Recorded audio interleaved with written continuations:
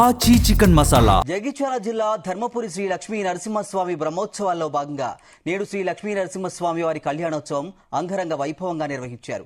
పవిత్ర గోదావరి నదీ తీరంలో గోధూళి ముహూర్తంలో వేద బ్రాహ్మణులు శాస్త్రోక్తంగా కళ్యాణం నిర్వహించారు. శ్రీవారి కళ్యాణం సందర్భంగా రాష్ట్ర సంక్షేమ శాఖ మంత్రి అడ్లూరి లక్ష్మణ్ కుమార్ స్వామివారికి పట్టు వస్త్రాలు సమర్పించారు. కన్యాదానం అతి విశేషమైనది, అతి ప్రాధాన్యమైనటువంటిది. ఈ కన్యాదాన సమయంలో మహాసంకల్ప పఠనం ఒక సంప్రదాయంగా వస్తోంది. కాబట్టి మహాసంకల్ప పఠన పురస్సరంగా ఇప్పుడు కన్యాదానం జరుగుతుంది.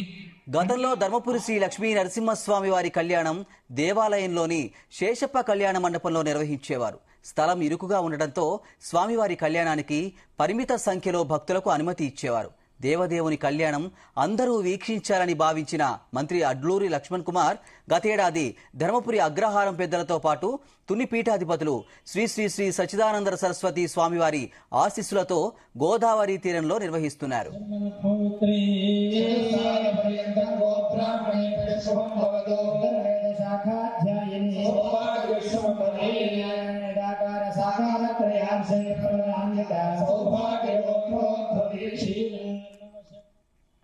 రెండవ ఏడాది గోదావరి తీరంలో నిర్వహించిన కళ్యాణోత్సవ కార్యక్రమంలో సుమారు 10,000కు మంది పైగా భక్తులు హాజరయ్యారని మంత్రి అడ్లూరి ఆదేశాలతో దేవాదాయ శాఖ అధికారులు, మున్సిపల్ అధికారులతో పాటు పోలీస్ శాఖ ఆధ్వర్యంలో భక్తులకు అన్ని రకాల సౌకర్యాలు కల్పించారు. కళ్యాణోత్సవంలో జగిత్యాల జిల్లా కలెక్టర్ సత్యకుమార్, ఎస్పీ అశోక్ కుమార్ తదితరులు పాల్గొన్నారు. కన్యాదాన సమయ మహాసంకల్ప స్వామివారికి ఇంతసేపు స్వామివారి యొక్క ఈ కళ్యాణ మహోత్సవంలో కన్యాదానం అతి విశేషమైనది, అతి ప్రాధాన్యమైనటువంటిది. ఈ కన్యాదాన సమయంలో మహాసంకల్ప పఠనం ఒక సంప్రదాయంగా వస్తోంది. కాబట్టి మహాసంకల్ప పఠన పురస్సరంగా ఇప్పుడు కన్యాదానం జరుగుతుంది.